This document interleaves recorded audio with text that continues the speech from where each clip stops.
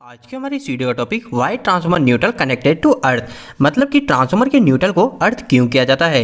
दोस्तों आज का यह टॉपिक सभी इलेक्ट्रिकल के स्टूडेंट के लिए काफी ज्यादा इंपॉर्टेंट है, क्योंकि इस तरीके के सवाल आपसे कई बार इलेक्ट्रिकल के इंटरव्यू में भी पूछे जाते हैं और साथ ही साथ आपके प्रैक्टिकल पॉइंट ऑफ व्यू से भी काफी ज्यादा जरूरी है। तो अब आखिर इस सवाल का सही जवाब क्या है और हमको इलेक्ट्रिकल के इंटरव्यू में क्या जवाब देना है, वही आज की इस वीडियो के अंदर हम जान लेंगे। तो वीडियो को स्टार्ट कर लेते हैं। दोस्तों वीडियो के स्टार्टिंग में सबसे पहली चीज मैं आपकी यह क्लियर करना चाहता हूँ कि हम जो ट्रांसफॉर्मर के न्यूट्रल को अर्थिंग करते हैं उसको हम अर्थिंग नहीं बोल सकते हैं, उसको अर्थिंग बोलना पूरी तरीके से गलत है। ट्रांसफॉर्मर के न्यूट्रल को जो अर्थ किया जाता है उसे हम ग्राउंडिंग के नाम से जानते हैं। यहाँ पर हम काफी टाइम जनरल वे में उसे अर्थिंग बोल देते हैं, लेकिन ये गलत है। ट्रांसफॉर्मर के न्यूट्रल को जब अर्थ किया जाता है तो उसे हम ग्राउंडिंग बोलते हैं। अर्थिंग और ग्राउंडिंग में क्या अंतर होता है इसके ऊपर मैंने ऑलरेडी एक डिटेल वीडियो बना रखा है। अगर आप वह वीडियो देखना चाहते हो तो वो वीडियो आपको इसी वीडियो के एंड स्क्रीन में मिल जाएगा, आप वहां से वीडियो देख सकते हैं। अब इसके बाद में नेक्स्ट हम यह जान लेते हैं कि आखिरकार ट्रांसफॉर्मर के न्यूट्रल को ग्राउंडिंग क्यों किया जाता है। तो दोस्तों ग्राउंडिंग करने के पीछे का जो रीजन है वो काफी ज्यादा सिंपल है, लेकिन इसके जवाब को घुमा फिरा के काफी ज्यादा कॉम्प्लिकेट कर दिया जाता है। अगर मैं आपको इसको आसान शब्दों में बताऊं तो इसके लिए आपको सबसे पहले 1 मिनट स्टार और डेल्टा क्या होता है यह समझ में आना चाहिए। दोस्तों अब मैं यहाँ पे अगर स्टार डेल्टा बोल रहा हूँ तो इसका मतलब वही सिंपल सा स्टार डेल्टा है जो कि हम मोटर के कनेक्शन करते समय ध्यान में देते हैं। हम सभी को पता है मोटर के अंदर हमारे टोटल 6 टर्मिनल होते हैं। जब हम हमारी मोटर को स्टार में चलाते हैं तो हम क्या करते हैं, इधर के 3 पॉइंट को शॉर्ट कर देते हैं और इधर हम हमारी RYB सप्लाई दे देते हैं।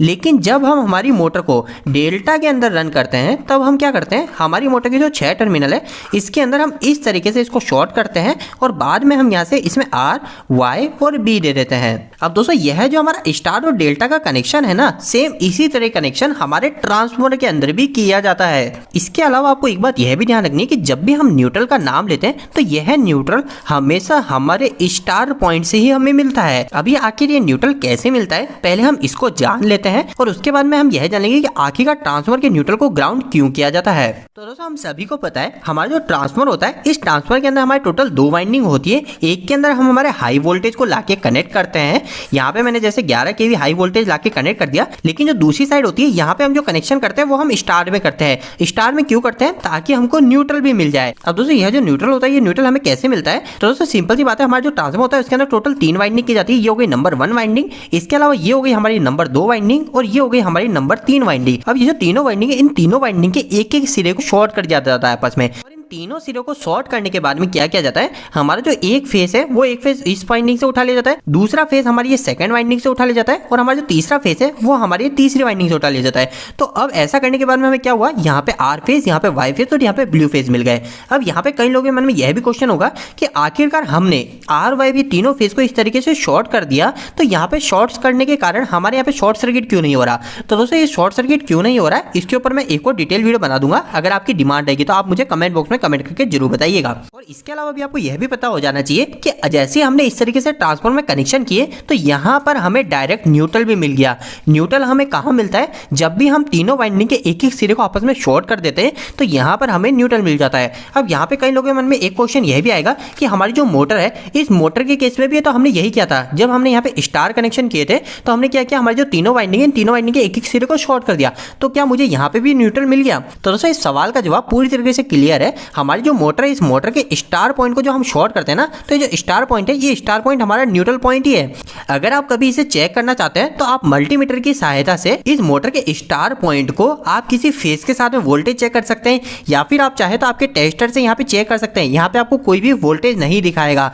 और तो और दोस्तों यह जो स्टार पॉइंट होता है ना, इस स्टार पॉइंट में कभी आपको करंट भी नहीं लगेगा। क्यों नहीं लगेगा, क्योंकि ये तो हमारा एक न्यूट्रल पॉइंट है। तो यह जो मोटर का पॉइंट है यह मैंने आपको इसलिए बताया ताकि आप इसे कभी जिंदगी में भी ना भूलें। आपको सिर्फ एक बात यह ध्यान रखनी है कि जब भी न्यूट्रल की बात आती है तो न्यूट्रल हमेशा हमारे स्टार पॉइंट से ही मिलता है। तो दोस्तों यहाँ तक तो आपको कई सारी बातें पूरी तरीके से क्लियर हो गई होगी, लेकिन आगे बढ़ने से पहले हम 1 मिनट आज के इस वीडियो के स्पॉन्सर को धन्यवाद देना चाहेंगे, जो कि अनअकैडमी एजुकेशनल प्लेटफॉर्म है। दोस्तों अनअकैडमी इस वीडियो के माध्यम से यह बताना चाह रहा है कि जो भी स्टूडेंट गेट 2022 और 23 को ध्यान में रख के आगे की स्टडी कर रहे हैं उन सभी के लिए अनअकैडमी ने स्पेशल बैच को स्टार्ट किया है। इस बैच के अंदर पार्टिसिपेट करने वाले स्टूडेंट को इंडिया के टॉप एजुकेटर के द्वारा गेट की तैयारी कराई जाएगी। यह इंडिया के टॉप एजुकेटर गेट को क्लियर करने के लिए आपको बेहतरीन स्ट्रेटेजी, इसके अलावा कई सारे प्रैक्टिस क्वेश्चन के साथ में आपको काफी इंपॉर्टेंट टिप्स एंड ट्रिक्स भी बताएंगे। और इन सभी के साथ में सबसे महत्वपूर्ण चीज कि जो भी हमारे कॉन्सेप्ट है उस कॉन्सेप्ट को बिल्कुल डिटेल में एक्सप्लेन करेंगे। तो दोस्तों आप में से कोई भी स्टूडेंट गेट 2022-2023 का वन स्टॉप सॉल्यूशन चाहता है तो उनके लिए इसी वीडियो के डिस्क्रिप्शन बॉक्स में लिंक दिया गया है जिसकी मदद से इस कोर्स को इनरोल किया जा सकता है। और आखिरी के अंदर मैं आपको यह भी बता दूं कि यह जो कोर्स है यह कोर्स हिंदी और इंग्लिश दोनों के अंदर पूरी तरीके से कवर किया जाएगा। तो कोई भी स्टूडेंट इसे इनरोल करना चाहता है तो वीडियो के डिस्क्रिप्शन बॉक्स में उसे लिंक मिल जाएगा। तो दोस्तों हम इन सभी के बाद में हम वापस हमारे टॉपिक के ऊपर आ जाते हैं।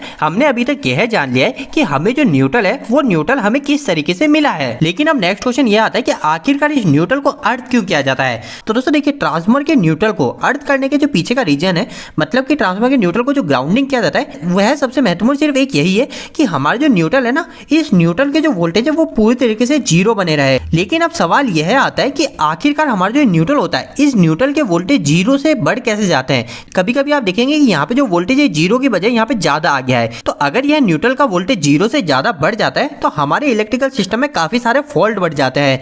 लेकिन आखिर ये बढ़ता क्यों है, तो इसके पीछे का रीजन क्या है। तो दोस्तों इसके पीछे का रीजन है हमारा अनबैलेंसिंग लोड। अब आप में से कई लोग बोलेंगे कि आखिरकार अनबैलेंसिंग लोड क्या होता है। तो दोस्तों हमारे इलेक्ट्रिकल सिस्टम में दो तरीके के लोड होते हैं, एक होते हैं हमारे बैलेंसिंग लोड और एक होते हैं हमारे अनबैलेंसिंग लोड। ये बैलेंसिंग और अनबैलेंसिंग काफी सिंपल सी चीज है। इन दोनों में क्या सिंपल सा अंतर है, तो अंतर सिंपल सा यही है कि जैसे कि हमारा आर फेस है और येलो फेस है और ब्लू फेस है, इन तीनों के अंदर जो करंट फ्लो हो रहा है वो हमारे बराबर मात्रा में फ्लो होना चाहिए। जैसे कि मान लीजिए कि हमारा आर फेस है, इस आर फेस में अगर 25 एम्पियर करंट फ्लो हो रहा है तो येलो फेस में भी हमारा 24-25 एम्पियर ही करंट फ्लो होना चाहिए और ब्लू फेस में भी हमारा 24-25 एम्पियर ही करंट फ्लो होना चाहिए। लेकिन कभी कभी क्या होता है हमारे सिस्टम के अंदर अनबैलेंसिंग लोड हो जाता है।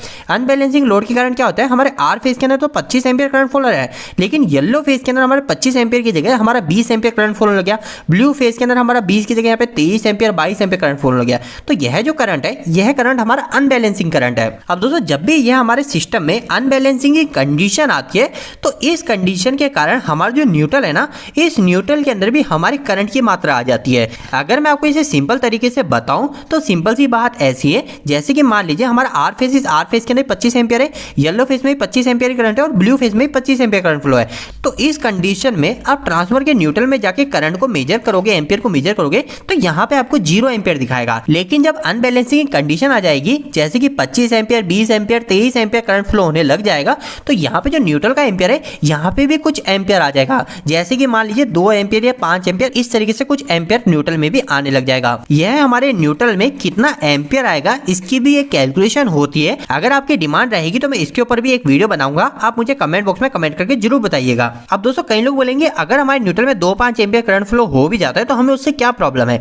तो दोस्तों प्रॉब्लम हमें कुछ भी नहीं होने वाली, तब तक नहीं होने वाली जब तक हमारा जो न्यूट्रल है ना, इस न्यूट्रल को हमने यहाँ पे अर्थिंग दे रखी है, मतलब कि न्यूट्रल को हमने ग्राउंडिंग कर रखा है।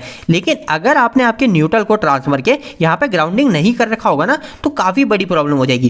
क्या प्रॉब्लम हो जाएगी, तो वह प्रॉब्लम हो जाएगी हमारे जो आर फेस है, येलो फेस और ब्लू फेस है, इस पे जनरली हम क्या देखते हैं, हमारे एक फेस पे 240 वोल्टेज के आसपास रहता है। मतलब कि फेस और न्यूट्रल के आपस में बीच में चेक करेंगे वोल्टेज तो वो 240 के आसपास दिखना चाहिए। लेकिन अगर हमने यहाँ पे ग्राउंडिंग नहीं कर रखा तो क्या होगा, हमारे आर फेस में 240 एम्पियर दिखाएगा, येलो फेस में यहाँ पे 240 की जगह 210 वोल्टेज दिखाएगा, बी फेस के अंदर भी हमारे इसी तरीके से 220 वोल्टेज दिखाएगा। मतलब कि हमें अनबैलेंसिंग वोल्टेज मिलेंगे। लेकिन अभी तो मैंने आपको जो यह बताए यह तो हमारे थोड़े ही अनबैलेंसिंग लोड के अंदर बताए। अगर हमारा अनबैलेंसिंग लोड काफी ज्यादा होगा तो उसके केस में क्या होगा, हमारे जो वोल्टेज है ये वोल्टेज भी काफी ज्यादा अनबैलेंस हो जाएंगे। और हम सभी को पता है कि अगर हमारे सिस्टम के अंदर अनबैलेंसिंग वोल्टेज जाएगा तो हमारे जो सिस्टम के अंदर उपकरण जो भी लग रहे हैं वह पूरी तरीके से खराब हो सकते हैं। तो दोस्तों उम्मीद है कि अब आपको क्लियर हो गया होगा कि ट्रांसफार्मर के न्यूट्रल को ग्राउंडिंग क्यों किया जाता है। लेकिन इलेक्ट्रिकल के इंटरव्यू के अंदर आप इस तरीके से लंबा चौड़ा जवाब नहीं बता सकते, इस तरीके से नहीं समझा सकते। इंटरव्यू के अंदर आपको एक सिंपल सी लाइन में जवाब देना पड़ता है। तो इंटरव्यू के अंदर अगर आपसे इस तरीके का क्वेश्चन पूछा जाए तो आप सिंपल सा यही जवाब दे सकते हैं